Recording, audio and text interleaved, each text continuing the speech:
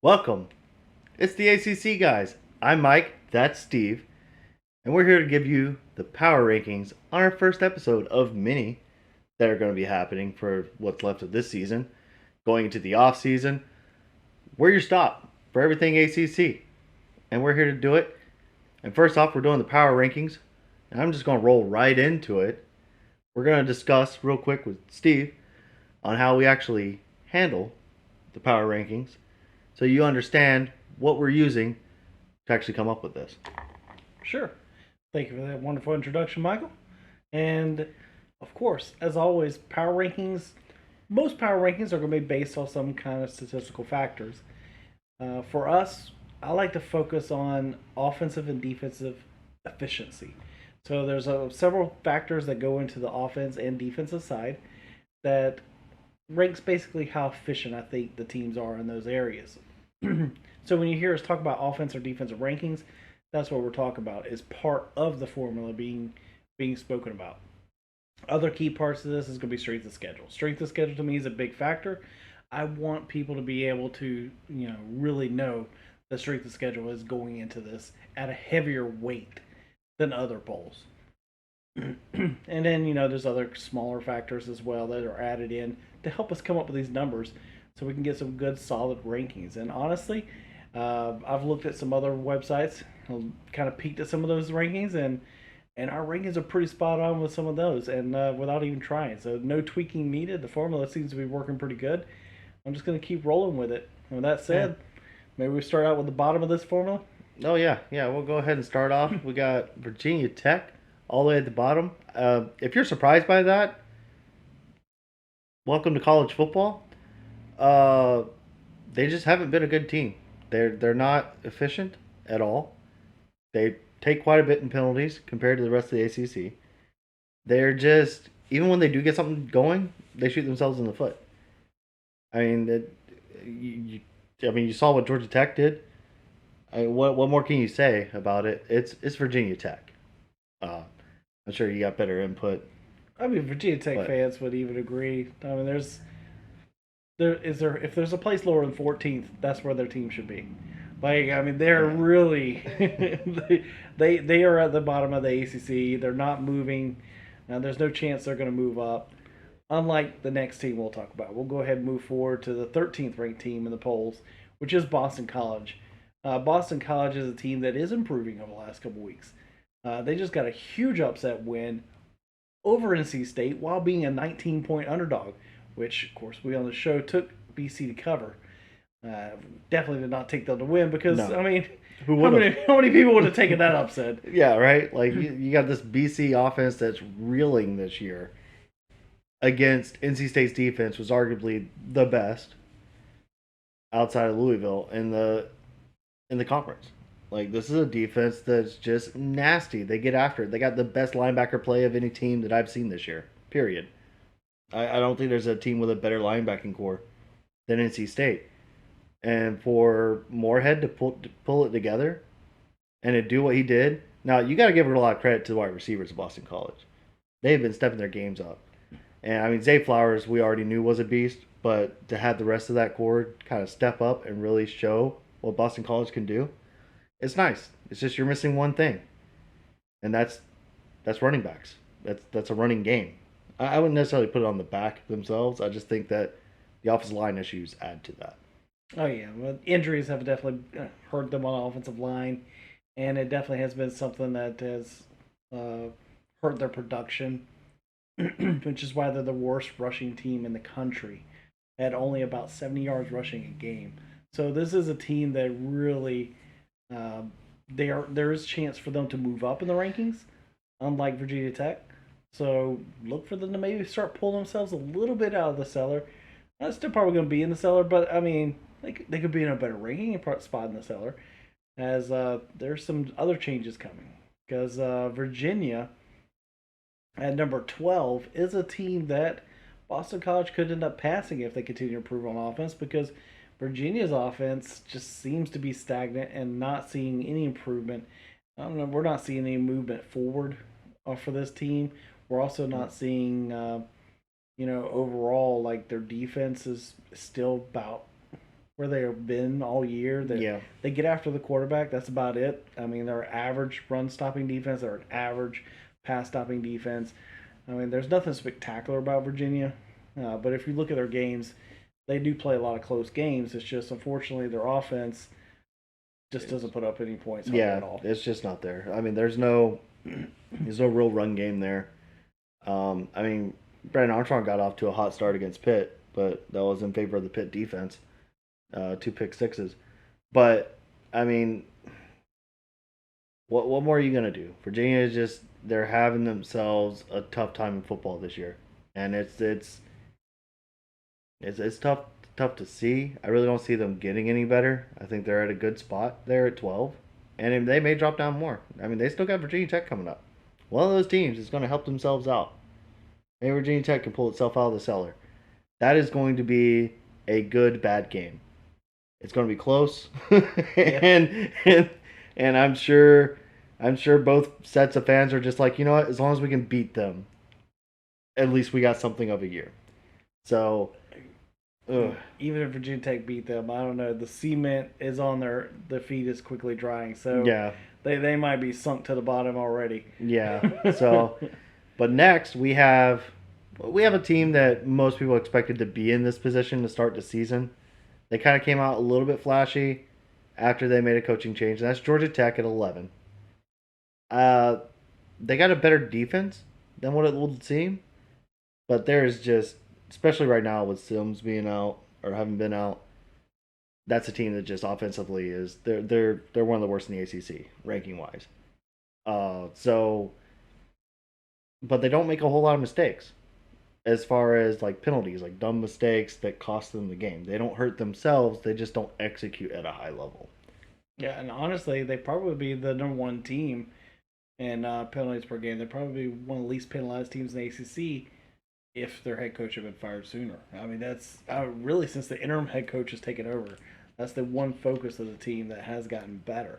Not that they were a bad team before, but I mean, he definitely has shown improvement there. They're disciplined and they don't make as many mistakes killing themselves or shooting themselves in the foot. But, you know, it does come back down to their offense. Their offense is the killer. They're just not putting up enough points. I mean, look at the game against Miami last week. Miami, you know, that's a bounce back game for them after what happened against Florida State. But even with that being said, Georgia Tech really just was a complete lackluster performance. And I have to say, underneath this interim head coach, that's the only game where it just looked like Georgia Tech just wasn't there. They just did not want, like, they just didn't want to show up at all. And I watched almost that whole game. And yes, Miami played better, but it's not like Miami came out there completely fired up. No, yeah, it's not Georgia Tech team just looked flat. I will say it's not like you got the Miami team that showed up and that we expected at the beginning of the season, or others expected. I didn't really see it that much, but I'm a hater, so you know how it goes. But next we have Duke at 10, and I'm sorry, 9. I should probably read better. But like Syracuse was at 10. We have Duke at 9. This is a team that I think has a coach of the year in Mike Elko. Like what he's done in one season. This is a Duke team that was bad, like bad last year. I think if you took last year's Duke team, they would still be bottom of the ACC, even as bad as Virginia Tech's playing right now. Like that's how bad of a Duke team they were. They're not super phenomenal, but they have a great rushing attack. I think Leonard is a developing quarterback that through this running and opening up that way, he's starting to become a tad bit of a better passer. But that defense is kind of bought in too.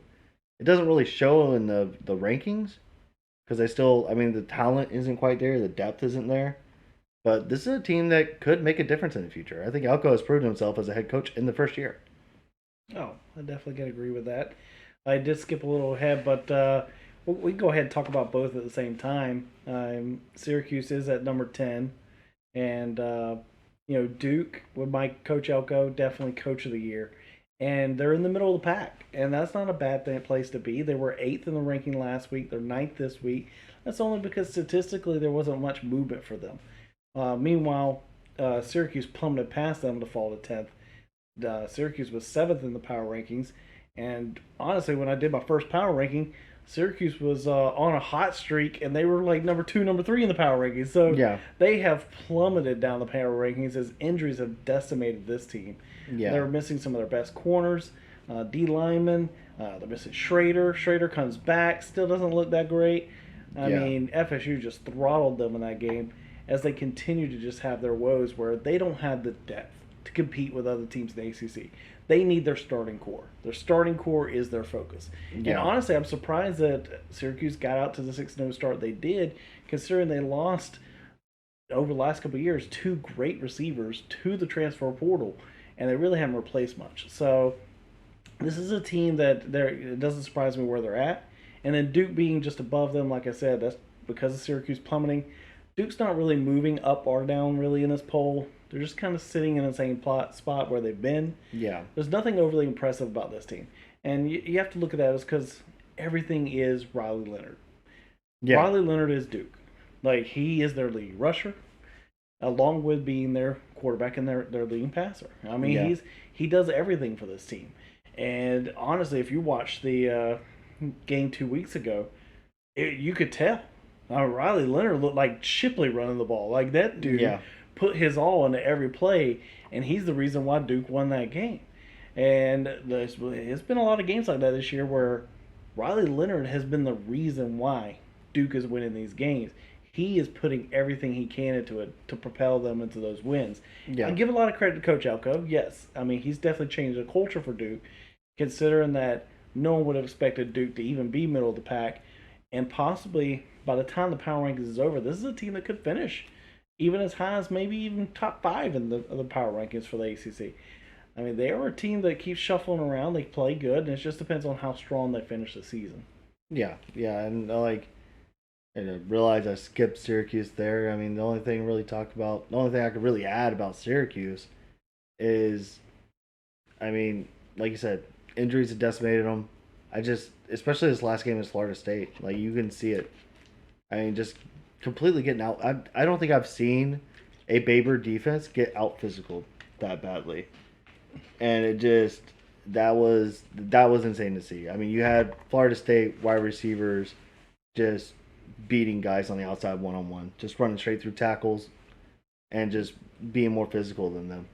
And then, I think I said enough about Duke there at 9, so I guess we'll move on to number 8 in the rankings. Good old Miami. This is a team that 2 weeks ago took a beating from a rival.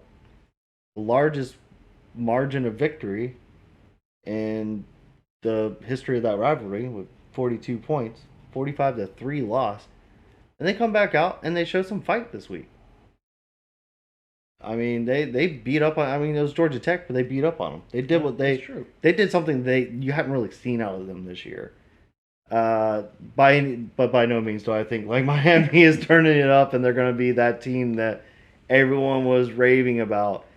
I mean, you still have some bright spots. I mean, they got defensive ranking wise in the ACC, they're number 4. It's just that's mostly because of that defensive line, though. They still have tackling issues in the DBs, and teams are taking advantage of that, doing screenplays on the outside and other things. It's just, and there's some coaching issues there too. I mean, scheme alone has cost them a lot of stuff at times. And then offensively, they still have some offensive line issues. They can't decide on a quarterback in a lot of games. But, I mean, you look at the last game, they stuck with the same quarterback, and they found some offensive rhythm. So, yeah, they found some offensive rhythm. A lot of that had to do with Georgia Tech. And this was a Miami team that, like you said, they got pummeled by Florida State. And they were already reeling at that point, and the rankings were showing it. They were just constantly slipping.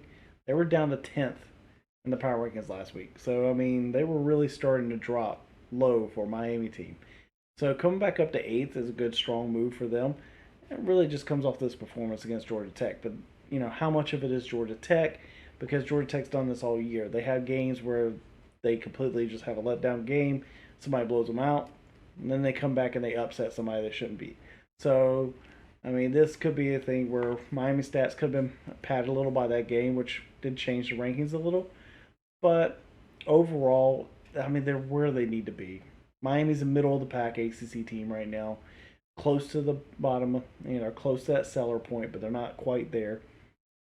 And if you want to listen to a Miami fans version, their version would be just focus on recruiting. So I guess we'll only talk about Miami when we get to the end of the season. So might as well go to the next team. Yeah, right. Yeah, and you got the next team there, number 7.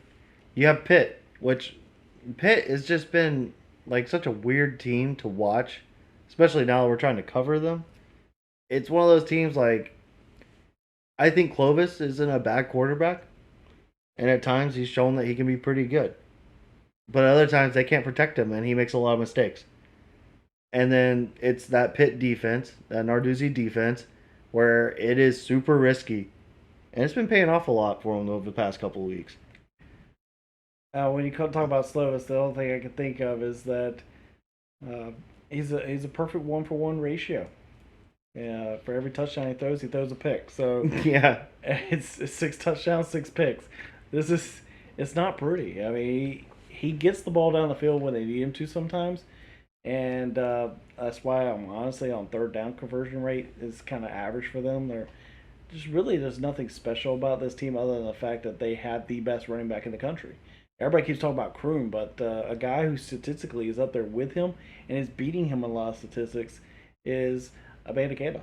He is up there statistically in almost every stat possible, oh, and yet somehow everybody only wants to talk about Kroom. I was like, there's another guy out there, and he's playing for a team that's way worse. People yeah. know he's getting the ball, and he's still getting big yards. Yeah, no, he is definitely a beast. I mean, if you ever heard any of our like spaces, especially when I start talking about Pitt, Abanikanda is one of those guys.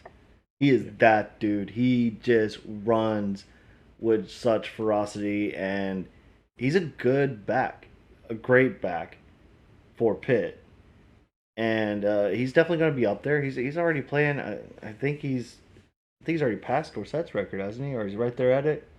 It's close. He's close to it, yeah. So the dude's averaging. He was at one point in time like 12.2 points per game. Like that's some basketball stats. Like that's not what you see for a running back a lot of times. That's how much of an impact he has, and maybe he should be a little bit more in the. Way FSU basketball playing, I would take that as basketball stats right now. Right, yeah. He could probably start. Yeah. Oh man. But no, the other thing about Pitt is, I mean, they're the number 2 power rank team in our on defense. So defensively, they have really improved over the last couple of weeks. Oh yes. Because at one point they were not even in the top 5 in the defensive rankings part of this poll. Yeah. So that's where most of their improvement has come from. And where they're still lagging and where they're still in the middle of the pack, Pitt's still in the middle of the pack because of their penalties. They shoot themselves in the foot way too much. And this is a team that you can't afford that. When you rely on just a running game, even if you got one of the best running backs in the country, when you rely on just your running game and your passing game is not effectively getting the ball down, then that's when it ends up being a problem. And so you can't take those penalties. And speaking of penalties, let's go on into number 6 on the power rankings, which is NC State. That's one of their biggest problems too, is committing bad penalties. Bad. Which honestly, in this game, they were helped a lot in penalties against Boston College in this last game. And it's only fitting that after all those pass interference calls against Boston College that helped NC State, that at the end of the game, the deciding factor was a pass interference call against NC State that gave Boston College a chance to win the game. Yeah, I mean, this is a team that we expected a lot more out of at the beginning of the season. This was a team that a lot of people expected to be a front runner in the Atlantic, unless Clemson, woke up. Unless we got that Clemson team we expected a year ago. But this was an NC State team that we expected to be that number 2 team, at least, are winning the ACC. Same things last year. Last year it was going to be kind of more of a dark horse situation. This was a team you expected to do that. And like MJ Morris is a good quarterback. I think he's going to develop well and play well for them. And injuries have hurt them a little bit, but they haven't been as bad this year, especially on the defensive side. They've had a majority of their linebackers this time. They still have a good defensive line. Their corners are good. They're good at every single level. And the fact that they're not winning more games kind of shows that just their offense just isn't getting the job done when it needs to be done. And they just didn't put the game away against Boston College this past weekend. Yeah. And that's one of the biggest problems. If you can't just put it away, and MJ Moore's made some mistakes, but it's not just on him, So you just gotta. This is probably a good spot for NC State this year. It's a bit, I would say, if you're an NC State fan, this is kind of a disappointing year because you had the team to do it. Oh yeah, I agree. It's definitely not the year NC State fans were expecting. A lot of people had them favored to possibly win the ACC this year, especially if they won the Coastal or sorry the Atlantic side, because the Coastal being the way it is, I feel like the team for the Atlantic has the heads up. So Yeah, this was the year for NC State, and honestly, I feel like Leary getting hurt, their offensively they look better under Morris, even with his mistakes he had last game. I still feel like offensively they look better under Morris, and they have a better chance of moving the football. yeah, and I don't think it's so much of Morris. I think it just forces them to open up their playbook a little bit. You get to thinking about it is NC State's offense was really kind of lined around, hey, let's get the third down, and Leary's gonna bail us out. And with Leary being injured, they can't use that expectation, so they have to worry about first and second down, Right. and it's creating a little bit more there. And there is a chance, there is a chance for NC State to move back up because they got a game coming up with number 5 on our list, and that's UNC. Yes, last game of the season, nice rivalry Yeah. game, and North Carolina, a team that's been staying right about here in the rankings, and I know some Yeah. people question why North Carolina's so low in the rankings. Remember, this is power rankings. It's not going off your record. And the Yeah, power rankings is definitely saying, I'm sorry, the Coastal is not as strong as the Atlantic. And that is the difference in this ranking, because if you'll notice the theme, every power ranking that's been out, it seems like the Atlantic side is getting more teams near the top. oh yeah, And it really is because it is the tougher division. And hands down, I think from top to bottom, there's more talent in that division, and it is where some of the best teams in the ACC are coming out of. So for North Carolina, honestly, they're lucky too that they're not in the Atlantic, because the last place ranked defense that they have in the ACC would definitely not survive in the Atlantic. They would not even be in the conversation for being in the ACC championship game, even with Drake May and as great as he plays. They wouldn't even be a conversation piece if they played in the Atlantic side because of how bad that defense is. Yes, they're one of the best Yeah. offenses in the ACC, the third in the ACC on offense, behind only 2 other teams. But unfortunately, when it comes down to it, that defensive play for North Carolina is the factor. It lets everybody stay in games. yeah, And because of that, anybody can beat you. I mean, even Georgia Tech. Like that's the way things go. It's like you cannot predict with 100% certainty that you think North Carolina will win the game, even as great as their offense is playing, because of that defense. yeah. And all you got to do is go back and look at the Virginia game. I mean that defense. This is a Virginia offense that doesn't play very well, and UNC's defense was letting them score quite a bit and made that a close game when it shouldn't have been. Now, granted, you have a Heisman candidate. I'm sorry, but Drake May needs more of a conversation. That dude's a Heisman. He just puts up insane stats. That's why your offense is ranked so high. That and you have a good receiving core too. Yeah. I mean, the only thing that UNC's offense is bad at is running.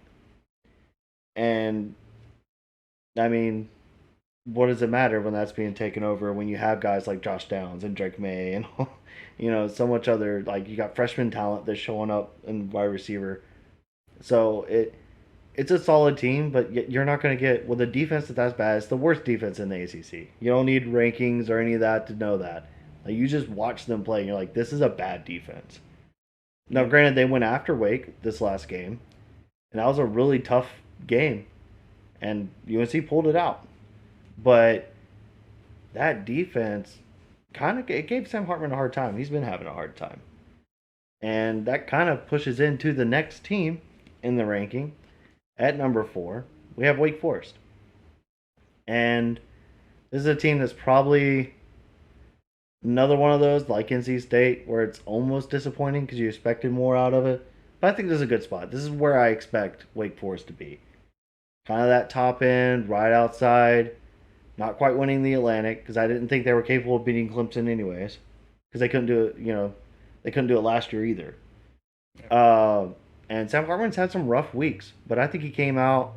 He struggled a little bit against UNC, but then he really started to shine towards the end of the game and came close to pulling out that win. So it's pretty. It's been pretty fantastic, and they're a solid team. It's a Wake Forest team that is coached well. Clausen does a really good job of just not letting his team beat themselves. They're very disciplined, and I think that's why they're always like over the past couple of years they've been up there is because of that. And Sam Hartman, really. Yeah, and having said what we said about North Carolina defense, going back to when they played Wake, that North Carolina defense played great against Wake. I mean, that's the best they've played all year, and it wasn't stellar, but for North Carolina standards, I mean, it was great. And that's one thing Wake's done is Wake's had a average defense, not one of the best defenses in the ACC, and they're not one of the worst. In the middle of the pack, they've just done enough to help that Wake offense win games. And unfortunately, it's getting to a point in the season now where Sam Hartman struggles, and a bad time of the year for him to start it. It happens when they're playing a lot of rivalries and some tough games, and they're taking some losses. They're taking some L's for it. It didn't affect them this week in the polls, only because, like I said, North Carolina has its other issues. Wake Forest also, though, is a team that they don't kill themselves with penalties. Yeah. They're the least penalized team in the ACC. So that is the number one thing that helps them is even when they're not playing good, they got a good enough defense. They don't kill themselves with mistakes, except for when, here lately, Sam Hartman's making the mistakes. So if this team can find a way to finish out the season strong, I think where they're at in the power rankings is a good place for them to stay. Yeah. Now, granted, North Carolina has a chance to move up with some big games coming up. One of them being against NC State.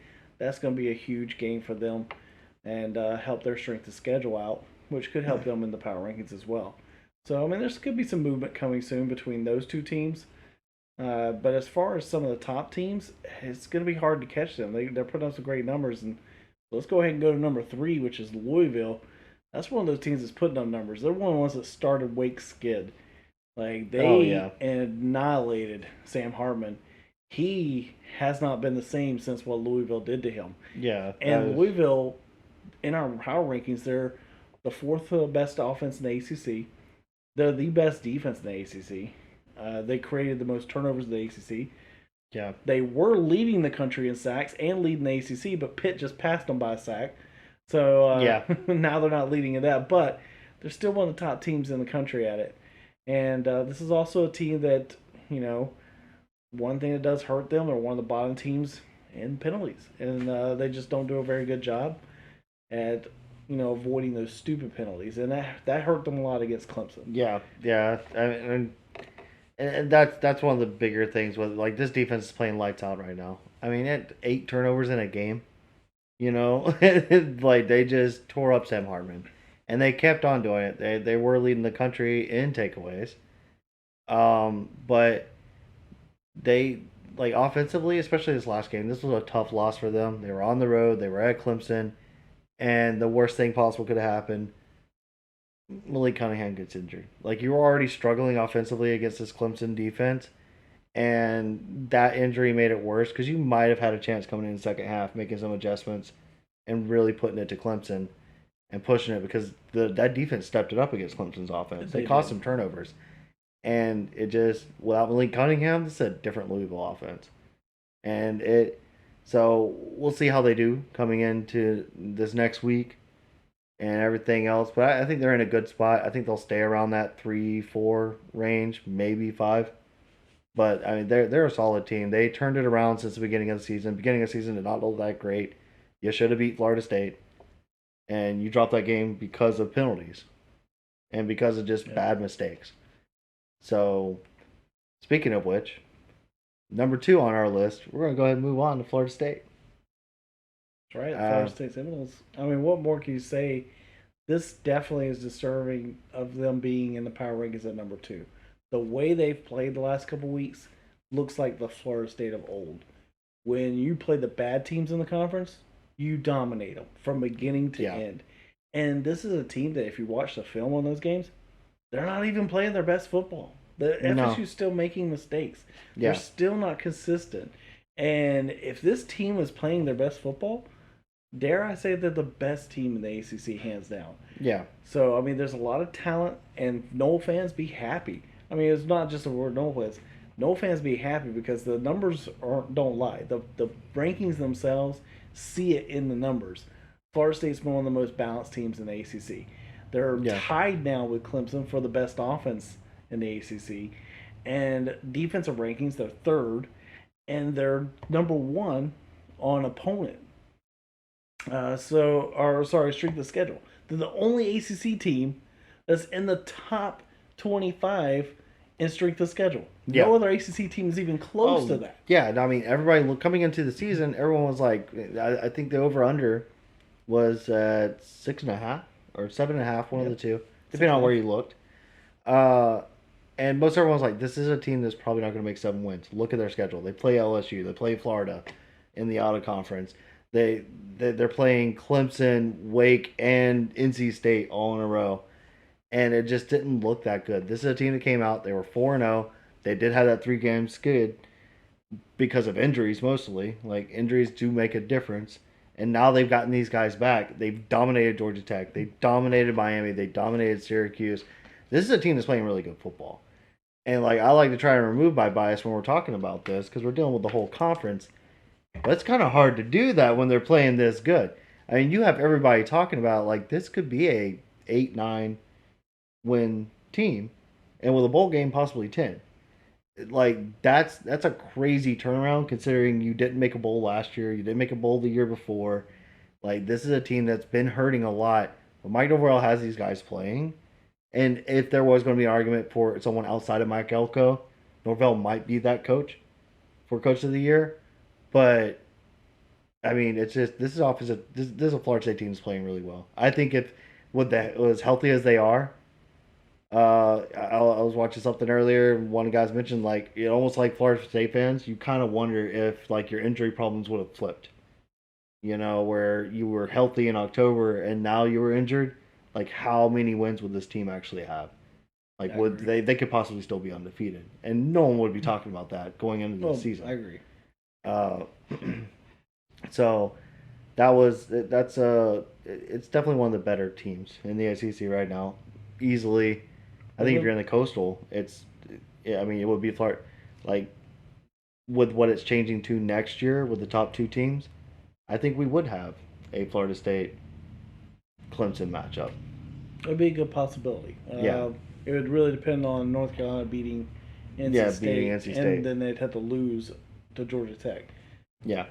In that scenario. No, even that scenario, that's not enough. Yeah, that's not enough, So, no, it wouldn't be possible unless Georgia Tech lost out and NC State lost another game they shouldn't have. But, but it is something that in the future I could see FSU doing that. FSU, honestly, yes, they should have won that NC State game. That's probably the worst game in how they played all year. They didn't finish that game, and honestly, NC State just could not find a way to do anything offensively. They won that game off defense, and to come from behind and win a game because your defense set you up for it in special teams, that's crazy because, I mean, that's really what lost FSU that game. Yeah. But that aside, you look statistically at FSU, and like you said, the injuries, you get past the injuries. This is a team that for the last couple of years, we've talked about nothing but how Florida State's offensive line is not blocking. And their pass blocking is awful. Our run blocking is okay. But now we're one of the best rushing teams in the country. And we are one of the best rushing teams in the ACC. And we're consistent with that. And that's great. And then at the same time, we're one of the best teams in the ACC in sacks allowed. Like, we protect our quarterbacks. And we have 5 offensive linemen out with season-ending injuries. So, Florida State has so many key factors. I mean, there's so many stats we could sit here and talk about when it comes to Florida State because, I mean, you look at also the fact that they're the most balanced offense in the ACC. That's why they've moved Yeah, so far up the rankings.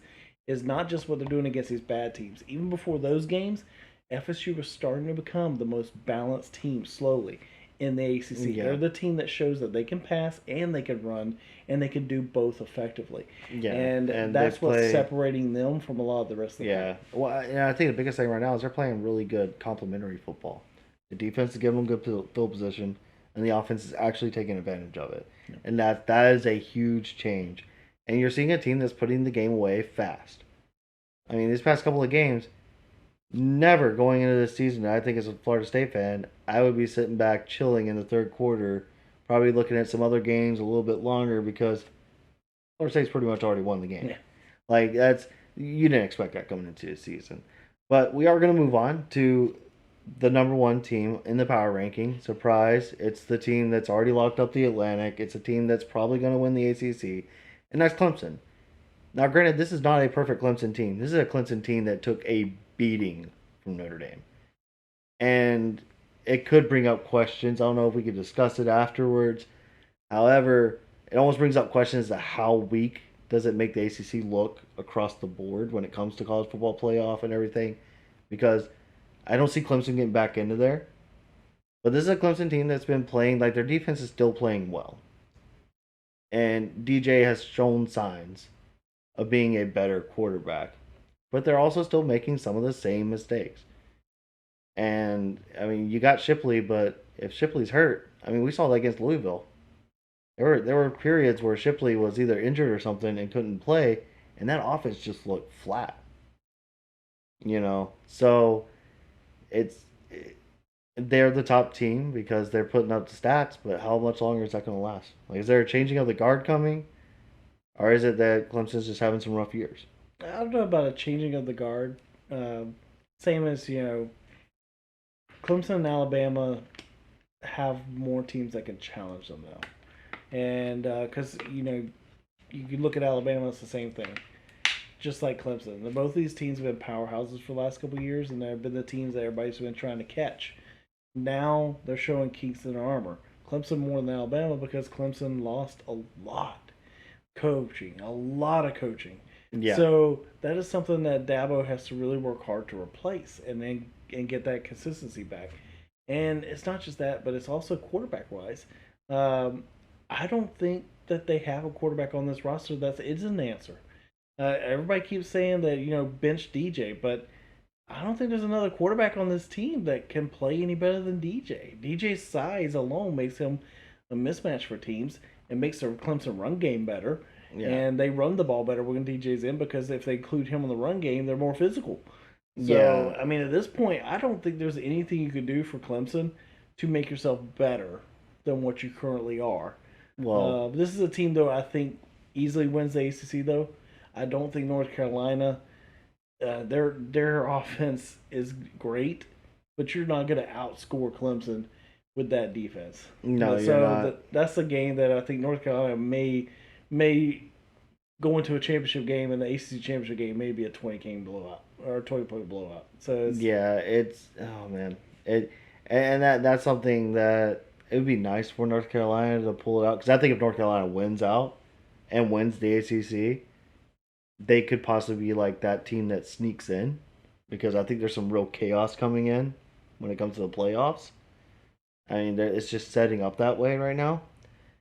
So they could sneak in. I don't feel good about Clemson sneaking in because that Notre Dame loss because Notre Dame just isn't the Notre Dame we've been seeing. You're talking about 7-3 Notre Dame that has a loss to Marshall on that, and that's going to take a huge hit, especially considering you got beat bad by them, and that hasn't happened yeah. to Clemson in quite some time. And I honestly, I just don't feel like it's a quarterback issue. A lot of people want to talk about the quarterbacks. DJ has made some good quarterback plays. I think Klubnik is a good quarterback, just not ready yet. The problem that Clemson has is they just don't have the dudes at wide receiver they're used to having. Like, that's the biggest problem. No wide receiver has stepped it up. And that's what's limiting Clemson in that elite class of teams. And if they go to the playoffs, they're going to get beat by whoever. It don't matter who the team is. Like, that's I mean, it's one of That's those just the way things it's gonna where go. it depends on what DJ shows up. I mean, because DJ has his moments sometimes. At the same time, I feel like consistently, you're right. I I don't I see where you're coming from, but I don't necessarily agree with North Carolina. North Carolina's strength of schedule is horrific. So if any team had a chance of slipping back into the championship game with a one loss from the ACC, it has to be Clemson because of their strength of schedule. North Carolina's strength of schedule, even playing Clemson, their strength of schedule doesn't get enough boost, and playing NC State, both of those games aren't going to be enough of a boost to get them in the talk or conversation even. I think it's that But flashy factor with Drake May, though. well, yeah, but Yeah. I think Drake May can win the Heisman, and they don't even they get blown out by North Clemson, and he still wins the Heisman. And the reason Yeah. why is because people think about it statistically. This is a guy that could have over 40 passing touchdowns by the time the season's over with, and over 10 plus rushing touchdowns. If you got 40 and 10, and you pass for over 4,000 yards, you're telling me Yeah. he won't be on ballots for people? Exactly. That's what I'm saying. Like he don't even Yeah. have to be up there with the rest of them. And we'll say, yeah, and it's his first season, and that already puts him what? I mean, if he makes it to 40, he's only what, like 30 touchdowns behind Sam Howell. Yeah. Like that's insane. You know, it just that's the kind of crazy stats he puts up. But that's why I mentioned it. Like they might have a better chance because let's face it, who who owns the college football playoff? There's some money to be made there. You got the flashy representation of Drake May, are a Clemson team that everyone knows is going to get beat down. You know, like it just that's a factor I could see, but I don't see an ACC team in the playoffs period anyways. So I'm just throwing out some ridiculous scenarios. I just don't see it. Yeah. I think this might be the first time where you just have 2-2 from the same conference, unless the committee wakes up and pays attention and actually gives TCU a shot. As long as TCU doesn't stumble and TCU comes out undefeated. If TCU wins Yeah. out, they're in. Yeah. That I mean, their chances of getting the playoffs is all on them. But Yeah. we're kind of digressing now after talking about Clemson, anyways. And those are the power rankings. If you have any questions, feel free to hit us up. And we're on Twitter most of the time, doing spaces on there. We look to do more spaces where we can sit with you guys, have open discussions, where we can just sit and talk, like just sitting on the couch. And make sure you follow us on. So we post more YouTube content, especially with our game previews coming up and our game picks. No, me and you got some good picks on the game so far, and want to keep that rolling. Oh yeah. Definitely got some really good picks going on there. I make the more wild ones to make it more exciting, so you can at least laugh and have some fun. But dude, please check him out on Twitter at sjollyacc, or you can check me out at Whom the Four. I also do a little bit of streaming on the side, so if you're ever on Twitch, feel free to stop by. We'll talk a little bit of football. I've done a few tier listings on there, and it's great. It's fantastic. I mean, there's just literally nothing behind it other than the fact of me going, they probably belong there. But it's a little bit of fun. It's great fun. But it will allow you to set your reminders so you can join in on the spaces. We'll be, like you said, we'll be doing spaces during primetime games and occasionally here and there. Probably try and build it up a little bit more as time goes on. And also, if you're listening to us on a podcast network, congratulations, you found us. Now you need to start listening to us a little bit more. Make sure you got us a little followed in there. Make sure you leave us a 5-star review. And you know what? Maybe if you can leave a pretty good comment or, I don't know, leave a question or something, I might try and answer it in one of the episodes. See what kind of happens. Or set up like a mailbag type of thing. I don't know. We'll see what happens. But I like it. I enjoy it. Thank you all for coming and watching us, or at least listening to us. And please pay attention to more as we continue to grow and finish off this nice, fun ACC season. Yes. Thank you all.